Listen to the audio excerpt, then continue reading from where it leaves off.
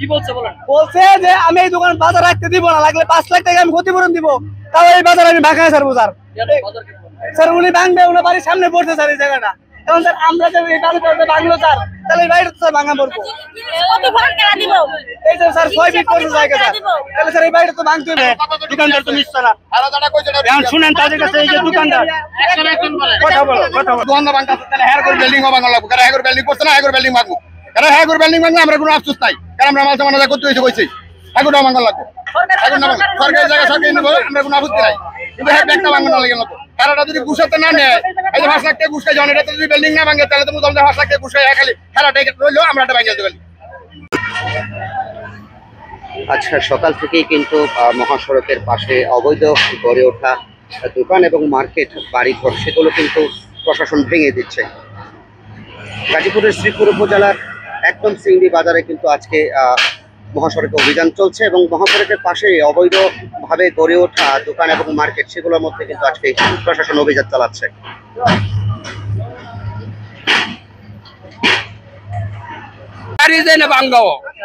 অনুরোধ, এই হাই রোডের মধ্যে বাড়িঘর সব বাড়িঘর হাই রোডের মধ্যে, এখানে বাজার ভেঙে দিচ্ছে, এখানে হাই রোডের মধ্যে বাড়িঘর করে থাকবো তারা, এটা আমরা কিভাবে মেনে নিলাম?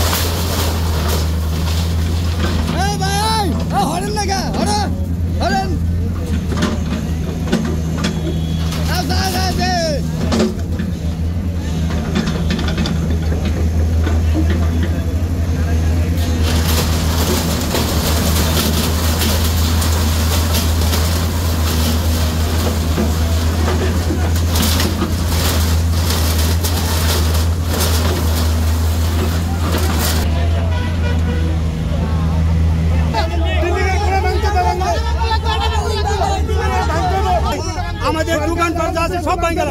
এই যে এই বিল্ডিং এর প্রায় 5 ফিট, হেলমুকের বিল্ডিং এর প্রায় 6 থেকে 7 ফিট। এটা কি দাগ দেয় নাই, ক্রস চিহ্ন দেয় নাই? না, এই যে এই সার্বিয়ারের টেহানি চাঙ্গোর সামনে সার্বিয়ারের মাপে হেন আরো 5 ফিট। হ্যাঁ, আর এই প্রায় 200 দেখছে টেহানি। হ্যাঁ, কত টেহানি সে কত না বেডি মুদ্রা তাড়ি দিয়ে হয়ে গেছে, হ্যাঁ দিয়েছে মুদ্রা হয়ে গেছে।